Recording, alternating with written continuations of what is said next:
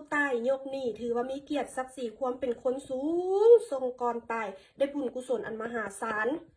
แต่ผู้ที่ตายนี่ตีเกียรติศักดิ์ศรีความเป็นคนโคตรต่ำโคตรเสื้อพ่อแม่ตระกูลโคตรต่ำกว่าผาเซตีนอีกโอ้ยจะเป็นเฮ็ดขายหน้าครอบครัวตัวเองแท้เด้เนาะพิมพ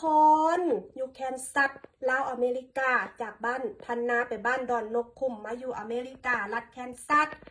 ไส้หนีพี่น้องลาวทางบ้านธนาสะเด้อหนี10,000นั่นนะบ่แม่นแม่ตายละสิลบหนีลบสินเด้อหนีบ่วงนี้หันแม่น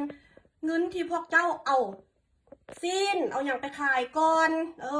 ทางเจ้าเอื้อยเจ้าละแม่เจ้าแต่สมัยเจ้ายังบ่ได้มาอยู่อเมริกานู่นติดหนี้สิ้นก่อนกันก็เอาไปขายแถมเอาน้ำตามาอ้อนเอาซอแอเซะเฮียข้องความสงสารมายืมเงินสดไปอีกรวมกันเป็น$10,000ไส้หนี้ไส้สินเพิ่นสาทวงมาหลายฟ้าหลายปีแล้ว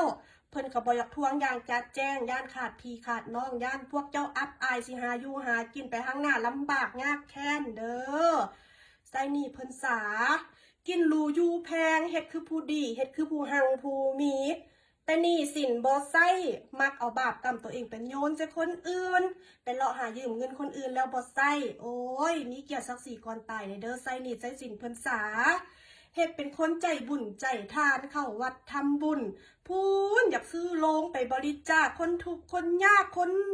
อนาถานู่นโอ้ยบางเทื่อก็ไปล่ำเส้นลูกเต้าเขาทั้งที่ลูกเต้าเขาก็มีเงินเมียนพ่อเมียนแม่เขาหลายกว่าพวกเพิ่นอีกโอ้ยถือเขาเหยียบหัวคืนซะตัวเป็นตาหนายเฮ็ดบุญเอาหน้าเฮ็ดดีทวงบุญทวงคุณบ่เบิดจักภพจักชาติแต่หน้าสมเพชโคตรขาดศีลธรรมชาติซัวโคตรโกงต้มตุนไปทั่วแล้วบ่ใส่หนี้เพิ่นนี่ใส่หนี้ใส่สินเพิ่นซะเด้อ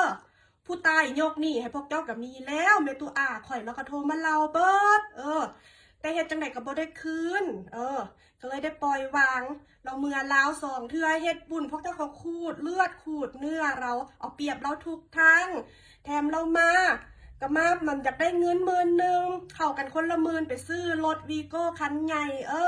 เรากลับมาบ่ฮอดปีพวกเจ้าก็ขายรถเอาเงิน10,000เราไปเลยเราทวงจังไดก็บ่ได้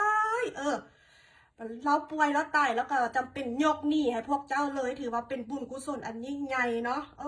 ข่อยก็บ่อยากเว้าหลายฮู้หลายบ่อยากเว้าหลายเนาะอีโตนผู้อยู่เมืองลาวอีโตนผู้ดีย่านผู้ดีถือว่าเสียให้หายย้อนพวกคนซัวมันจังสิแหละขี้ย่องหัวยงสิแหละ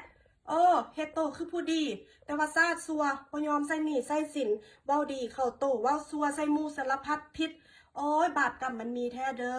อตายนี่